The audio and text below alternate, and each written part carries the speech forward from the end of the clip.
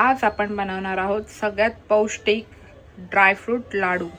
याच्यासाठी आपण पिस्ता, काजू, अक्रोड, सूर्यफुलाच्या बिया, मगज बिया, आळशी आणि बदाम घेतलेला आहे। तीळ, खसखस आणि खजूर। याच्यात कुठल्याही प्रकारचं आपण शुगर ॲड नाही करणार आहोत आणि दुसरा कुठला आर्टिफिशियल गोष्ट कुठलीही आपण ॲड नाही करणार आहोत। आणि आपण हे बनवण्यासाठी आपल्याला लागणार आहे तूप, साजूक तूप वगैरे। ओके, तर चला, हे बनवायला खूप इझी आहेत आणि आपल्या शरीरासाठी पण खूप चांगले आहेत। तर चला स्टार्ट करूया।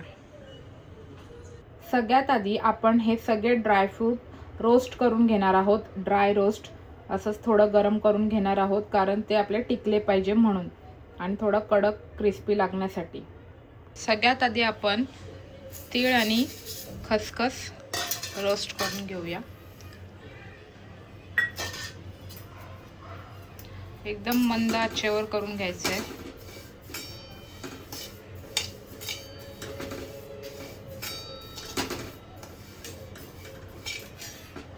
आपण हे ड्रायफ्रूट सगळे मिक्स करून रोस्ट करून घेणार आहोत।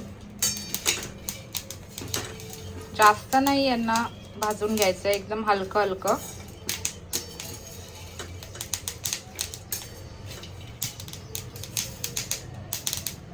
आता आपण याच्यात राहिलेले ड्रायफ्रूट सुद्धा ॲड केलेले आहेत परत, कारण आपण एकदाच सर्व ड्रायफ्रूट्स ॲड नाही केले त्याच्यात। तुम्ही यामध्ये मनुके सुद्धा ॲड करू शकता। मी नाही केलेत कारण खजूर आहे त्याच्यामुळे मी मनुके नाही केलेत, मग जास्तच गोड होईल त्याच्यामुळे। आपले सगळे ड्रायफ्रूट्स छानपैकी रोस्ट झालेले आहेत। यांना थोडं थंड होऊन देऊया, त्याच्यानंतर याला आपण बारीक करून घेऊया।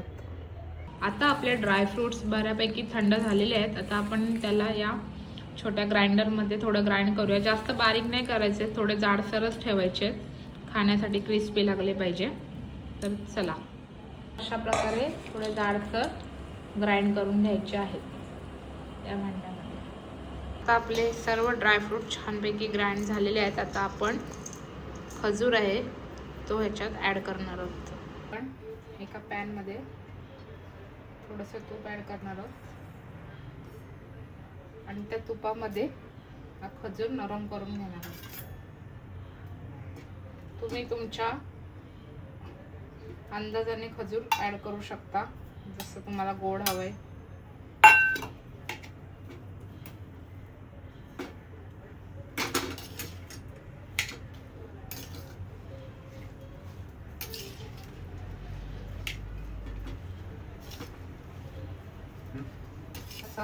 नरम होतो, गरम केल्यानंतर त्याला असं दाबून दाबून चांगला स्मॅश करून घ्यायचा।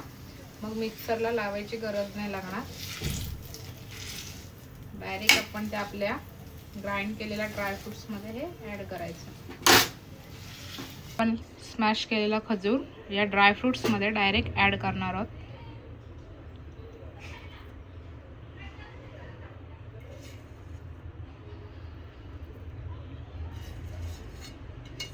आपण ह्याच्यात तीळ आणि खसखस गरम केलेले ते ॲड करणार आहोत।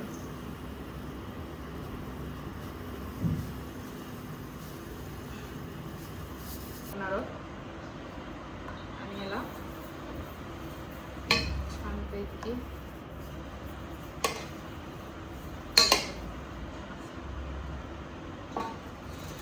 आपण आपलं सगळं मिश्रण मस्तपैकी एकजीव करून घेणार आहोत लाडू वळण्यासाठी।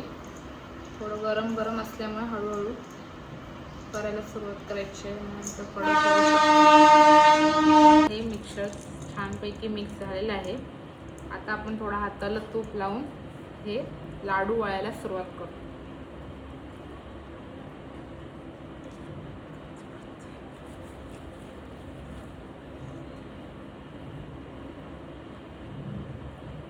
तुम्हाला ज्या साईजचे लाडू पाहिजेत त्या साईजचे तुम्ही बनवू शकता।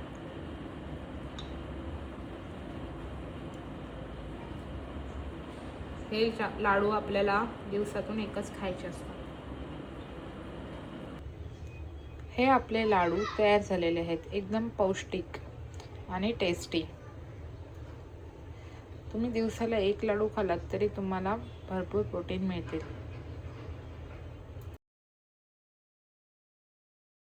लाडू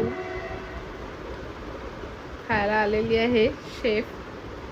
कसे झालेत लाडू? एक नंबर, विदाउट शुगर, बेस्ट आणि हेल्दी. कमी वेळात बनणार आहे, टेस्टी आहे.